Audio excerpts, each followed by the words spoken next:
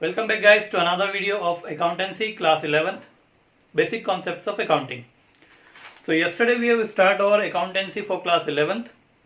In that video we have discussed about the assets, what we mean by assets. Now moving further we will discuss about the other basic terms which are used in accountancy. So the another term is liability. ये जो पूरी accounting है आपकी ये सिर्फ दो ही चीजों पर टिकी हुई है, पहली है एसेट्स और दूसरी है लायबिलिटी। ये दोनों चीजें आपने अगर अच्छे से कैटेगराइज कर ली कि एसेट्स क्या होती हैं, लायबिलिटी क्या होती है, तो बहुत ज्यादा इजी आपके लिए हो जाएगा। तो यहाँ पे अपन देखते हैं लायबिलिटीज क्या होती हैं, what do you mean by liabilities. तो liabilities are dues which firm has to pay. कुछ ऐसी देनदारियां, मतलब कुछ ऐसा कर्ज अपन बोल सकते हैं एक तरह से कंपनी के ऊपर, जो कंपनी को देना ही है, ठीक है ना। जैसे एसेट्स क्या होगा, एसेट जनरली होती है जो कंपनी की है या जिस पर कंपनी का अधिकार है, जो कंपनी की होने वाली है या कंपनी की है, वो चीजें कहलाएंगी एसेट्स। तो उसी प्रकार से इसका जस्ट अपोजिट लायबिलिटी, दायित्व, कि कंपनी के कौन कौन से दायित्व हैं जो उसे चुकाना है, ठीक है ना, कौन कौन सी जिम्मेदारियां हैं जो कंपनी को चुकाना है। अब कौन कौन सी होती है, दो कैटेगरी में बांटा गया है इनको भी। पहली जो आ रही है वो है करंट लायबिलिटी और दूसरी है non current liability. Current liability का मतलब होता है वो लायबिलिटीज जो कंपनी को एक साल के अंदर, मतलब कम समय में ही वापस देना है, वो कहलाएंगी करंट लायबिलिटीज। और नॉन करंट लायबिलिटीज वो लायबिलिटीज जिनको एक साल के बाद भी दिया जा सकता है, मतलब जो लॉन्ग टर्म रहती है वो इसके अंदर आती है, और शॉर्ट टर्म लायबिलिटी जो रहेगी वो करंट लायबिलिटी के अंदर आ जाएगी।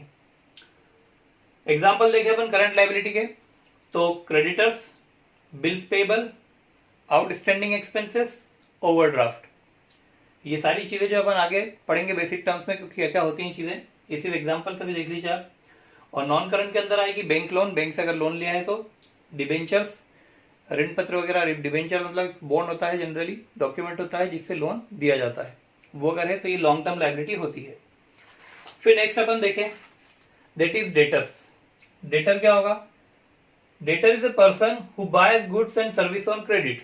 डेटर्स क्या होगा, जनरली डेटर्स वो पर्सन होगा जो कि कंपनी से उधार माल खरीद कर ले जाता है।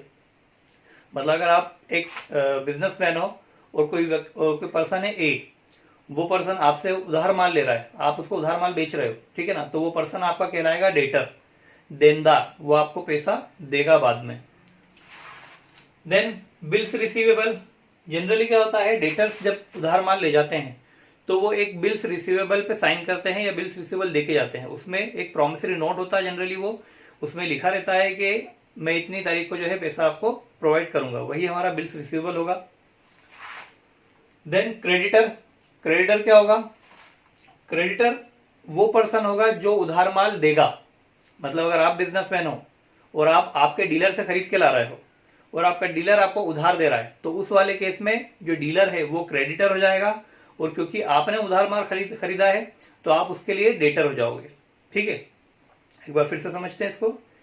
एक मैं बिजनेसमैन हो गया, एक कोई पर्सन है, ठीक है ना, एक्स कंपनी, वो बिजनेसमैन है।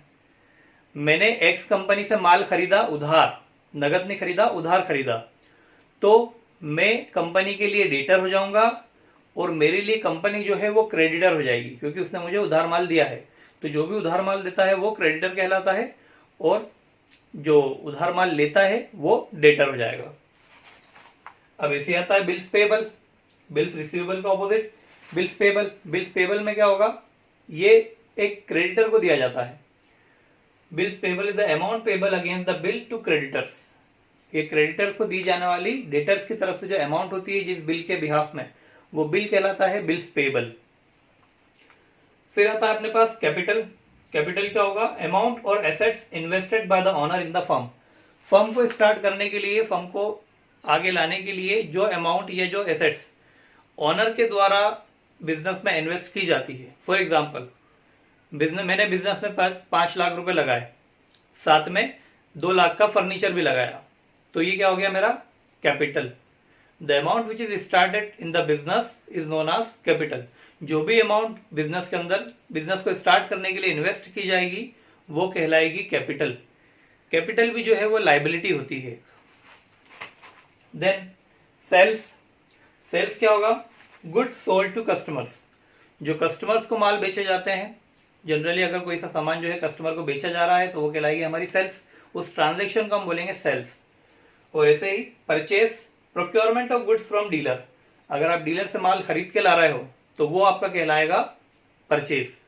ये दो ट्रांजेक्शन है, सेल और परचेस। सेल में आप माल बेच रहे हो, परचेस में माल खरीद रहे हो। क्लियर है? नेक्स्ट आगे और देखते हैं अपन कौन कौन सी बेसिक टर्म्स आती हैं जो कि अकाउंट्स में अपने को use. The next basic term is revenue. Revenue क्या होगा? It is the amount earn by business operations.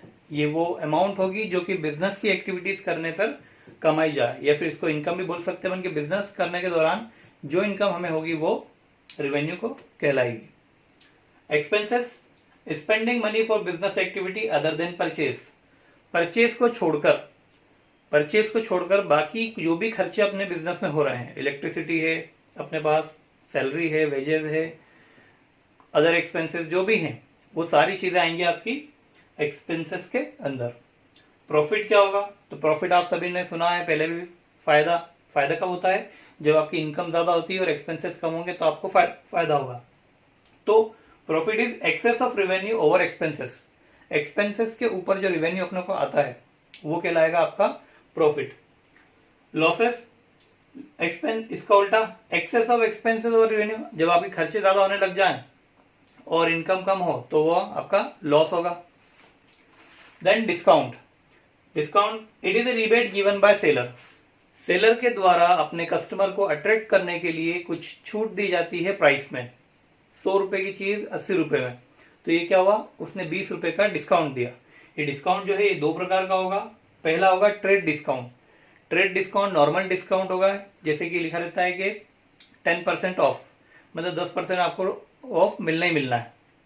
ये किया जाता है ज्यादा से ज्यादा बायर्स को अट्रैक्ट करने के लिए कि वो ज्यादा से ज्यादा डिस्काउंट देकर ज्यादा चीजें खरीदें।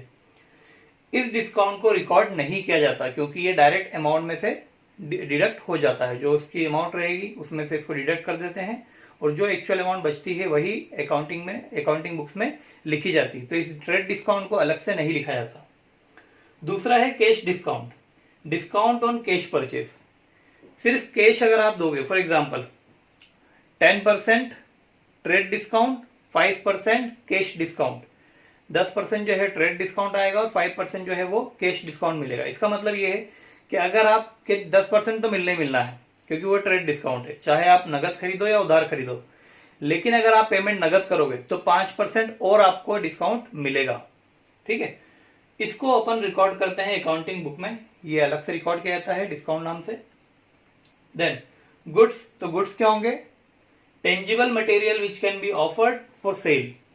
वो मटेरियल, वो टेंजिबल मतलब कि फिजिकली जो दिखाई दे, अपन हाथ में ले सके, वो मटेरियल जो कस्टमर को ऑफर किया जा सके वो कहलाएगा आपका गुड्स।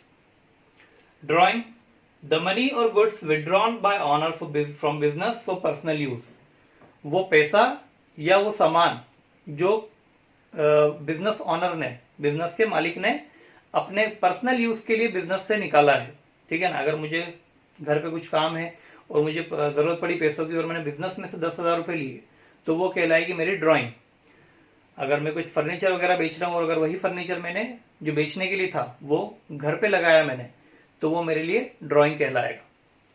तो अगर बिजनेसमैन अपने पर्सनल यूज के लिए कोई सामान ले रहा है तो वो, या पैसा ले रहा है, तो वो ड्रॉइंग कहलाता है। देन स्टॉक, स्टॉक क्या होगा? The unsold part of good. Unsold part of good होगा जो कि अभी तक नहीं बिका हुआ है। कुछ अपन सामान लेकर आए 1 लाख का, 1 लाख में से 50,000 का आपने बेच दिया तो बचा कितना? 50,000 का। अब ये जो बचा हुआ सामान है ये कहलाएगा आपका स्टॉक।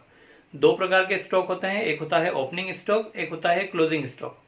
ओपनिंग स्टॉक होता है कि आप पहले कितने का माल लेकर आए, ठीक है, और क्लोजिंग स्टॉक होता है कि साल के अंत में आपके पास कितना माल बचा है। तो ये कुछ बेसिक कॉन्सेप्ट से जो अपनों ने देखे थे, आप लोग इसको बार बार एक बार देख लेना क्योंकि इन्हीं टर्म्स को अपनों को बार बार बिजनेस में, इसमें अकाउंट्स में यूज करना है। तो अगर आपको पता रहेगा कि ये वाली टर्म का मतलब क्या होता है तो आपको उनको क्लासिफाई करने में आसानी रहेगी। ओके, अगर कुछ आपको डाउट आता है तो आप मैसेज कर सकते हैं, कमेंट कर सकते हैं। That's all for today. Thank you, have a nice day.